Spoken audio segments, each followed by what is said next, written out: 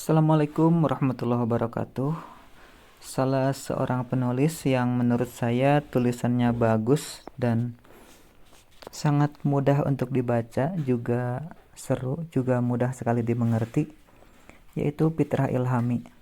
Teman-teman bisa mengikuti fanpage-nya di Facebook dan di sana dia selalu update tulisan-tulisannya. Salah satu tulisan dia adalah berjudul Istri Guru Tahfidz. Oke, mari kita sama-sama baca. Jika boleh usul, apakah bisa sebutan guru adalah pahlawan tanpa tanda jasa itu ditiadakan saja? Supaya guru menjadi profesi yang dihargai dengan materi secara layak. Jujur, aku sudah muak dengan kata-kata manis bahwa jasa guru akan dibalas kebaikannya di akhirat kelak. Kalian pikir profesi lain seperti polisi, dokter, pilot, pedagang, masinis, atau buruh pabrik tidak akan mendapat balasan kebaikan di akhirat? Bersembunyi di balik slogan ikhlas beramal agar bisa seenaknya membayar murah jasa guru tanpa memikirkan bagaimana kesejahteraan keluarganya di rumah adalah ciri manusia bermental pecundang. Aku adalah istri guru penghafal Al-Quran.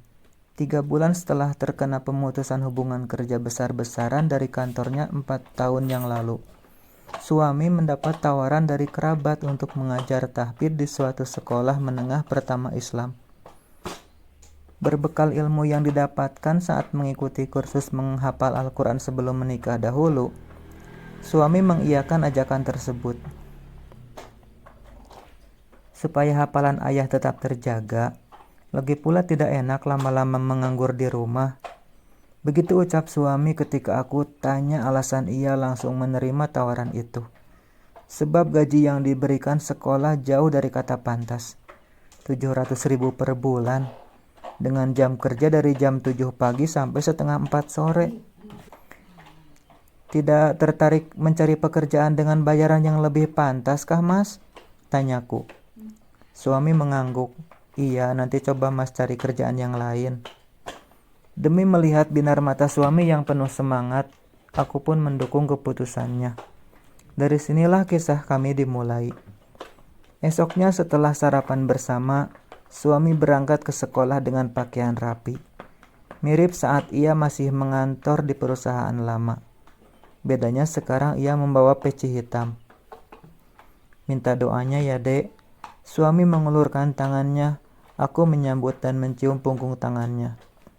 Hati-hati di jalan, Mas. Lalu Supra X keluaran tahun 2008 tersebut meluncur menuju jalan raya. Aku mengembuskan napas panjang. Sungguh bagi siapapun yang menjadi seorang istri, ia akan berpikir keras bagaimana caranya memutar otak agar bisa mengelola uang 700.000 dalam sebulan. Belum lagi ada buah hati yang sudah mulai memasuki usia sekolah TK. Dan itulah yang aku pikirkan saat ini. Tapi baiklah, aku akan pikir nanti-nanti saja. Setidaknya meski tidak banyak, tapi kami masih memiliki tabungan untuk memenuhi kebutuhan keluarga. Hari pertama menjadi guru, suami pulang dengan wajah berbinar. Bagaimana kerja hari ini, Mas? Lancar. Suami meletakkan tas di atas lantai. Alhamdulillah lancar, Dek. Ternyata seru jadi guru itu ya. Seperti ada kebanggaan gitu bisa melihat siswa bisa menghafal Al-Quran setelah Mas ajarin. Aku mengucap hamdalah. Bersyukur suami bisa menikmati pekerjaannya. Hari bergulir menjadi pekan, pekan melesat menjadi bulan. Pada hari pertama bulan selanjutnya, suami pulang dengan menyerahkan amplop gaji kepadaku. Saat kurobek ujung amplop, tampak 7 lembar uang 100 ribuan. Terima kasih ya, Mas. Ucapku yang disambut senyum oleh suami.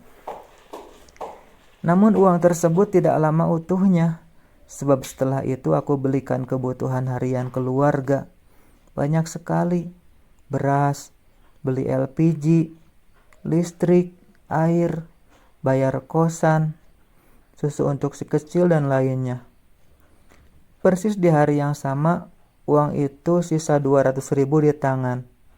Sayangnya uang itu berkurang lagi keesokan harinya ketika suami meminta beli bensin.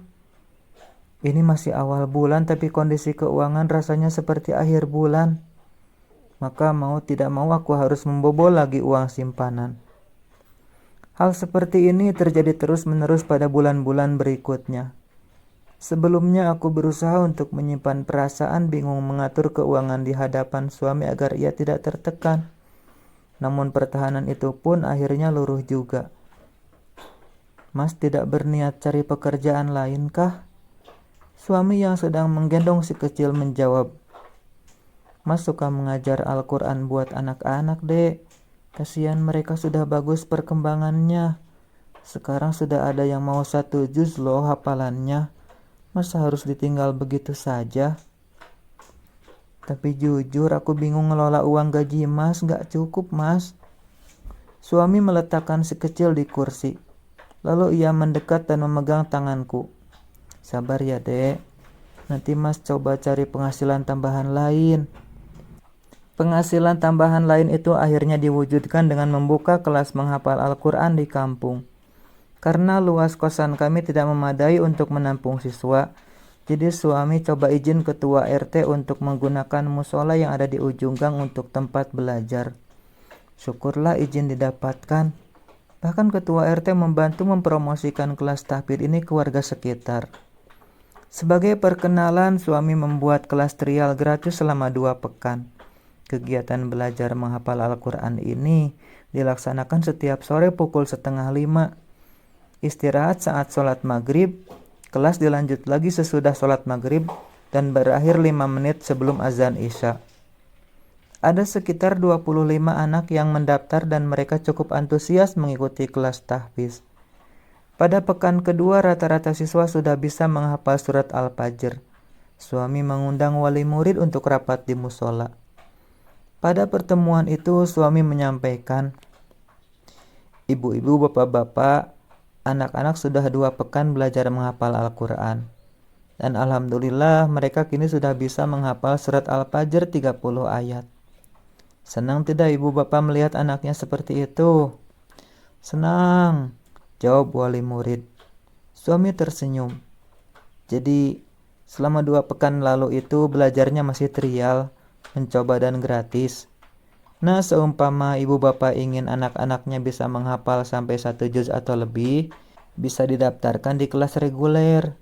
Biayanya 60.000 per bulan. Ya kalau dihitung hanya 2.000 sehari lah.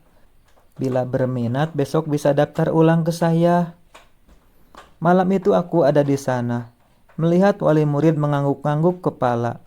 Aku menganggapnya itu tanda setuju. Tapi aku salah. Salah besar. Sebab keesokan harinya yang mendaftar ulang hanya 4 anak. Sisanya tidak kembali. Kecewa? Iya. Tapi ada yang jauh lebih membuat hati sakit. Yakni omongan warga di belakang punggung kami. Guru ngaji kok minta bayaran? Gak ikhlas itu namanya. Ternyata Al-Quran dijadiin ladang bisnis ya. Guru ngaji itu harusnya ngarepin pahala bukan duit. Aku mencoba bersabar meski telinga memerah karena ucapan-ucapan tersebut.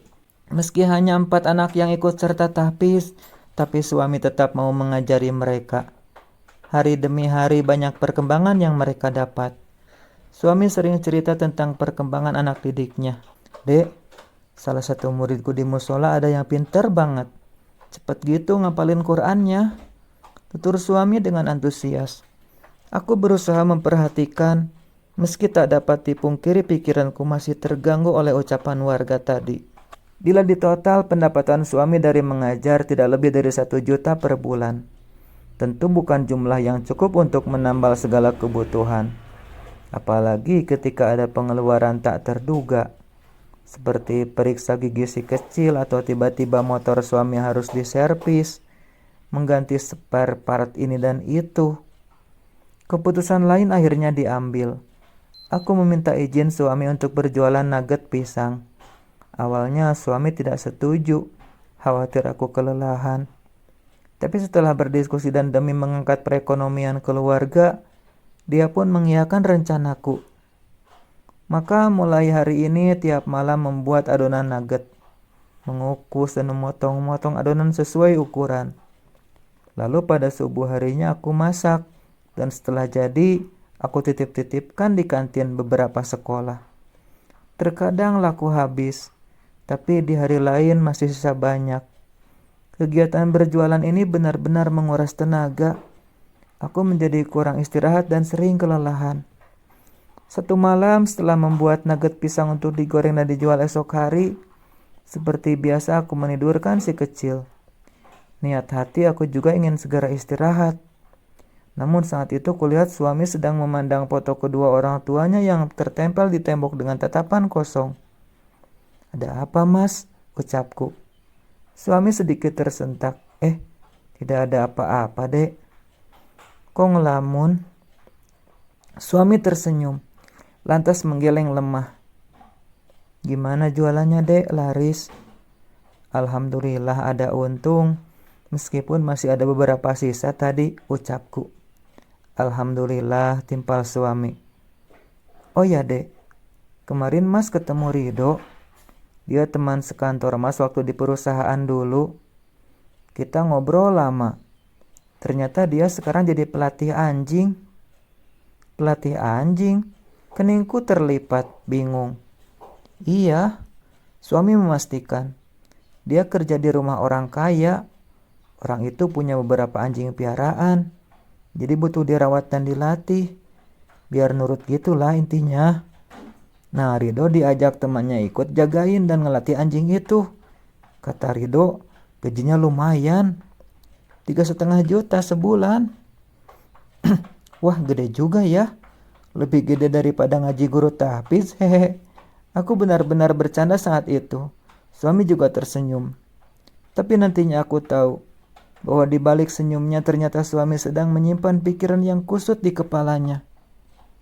Tengah malam aku terbangun karena ingin buang air kecil. Tapi aku tidak melihat suami di tempat biasa ia tidur.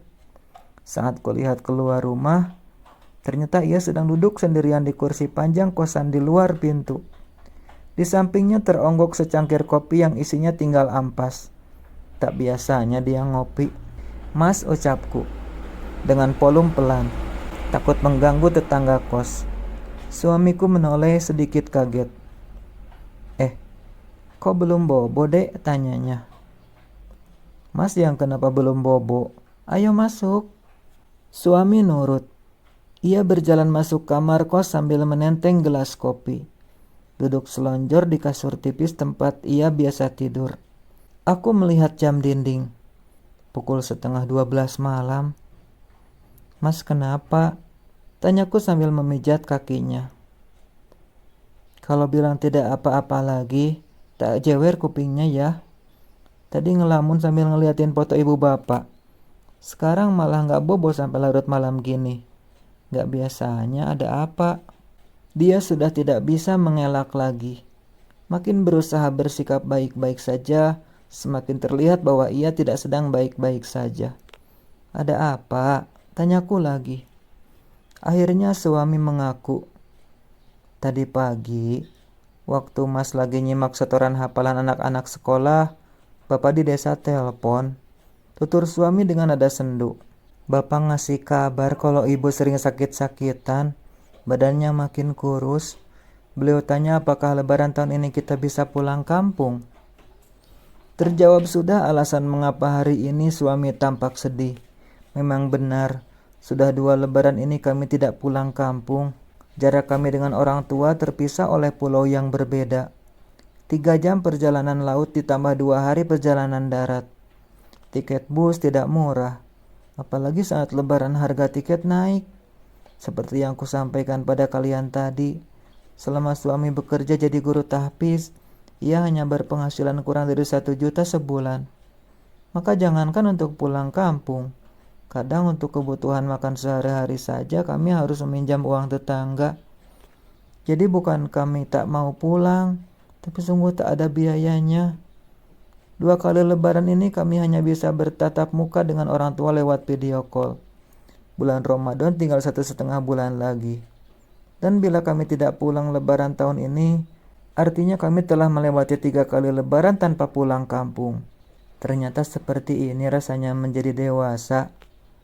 Tampak ada genangan di pelupuk mata suami. Kusejajari suami, lalu mengusap-ngusap bahunya, mencoba untuk membesarkan hatinya. Mas khawatir tidak sempat lihat ibu lagi. Dan kini genangan itu telah meluncur jatuh membasahi pipi. Aku tak bisa berkata-kata. Ternyata seperti ini laki-laki yang jiwanya sedang rapuh itu. Beberapa hari lagi bulan Ramadan akan tiba. Di saat pemuda-pemuda masjid sedang bergotong royong membersihkan karpet dan sajadah, orang-orang mengecat tembok rumah. Pedagang mulai merencanakan menu takjil yang akan dijual menjelang buka puasa nanti, serta mal-mal bersolek dengan berbagai aksesoris bernuansa Islami. Sore itu juga suami pulang dengan ekspresi yang tak bisa kutebak. Lalu ia berkata, "Dek, hari ini Mas berhenti jadi pengajar tapi di sekolah dan di musola, karena mulai besok Mas ikut kerja bareng Rido jadi pelatih anjing." Teman-teman, buku-buku Fitrah Ilhami yang sangat bagus untuk dibaca bisa teman-teman temukan di Play Store. Caranya buka Play Store, kemudian pilih menu buku, kemudian ketik di kolom pencarian di atas nama penulisnya, Fitrah Ilhami. Nah, ini adalah buku-buku karya Fitrah Ilhami yang bisa teman-teman temukan dan baca di sini. Terima kasih.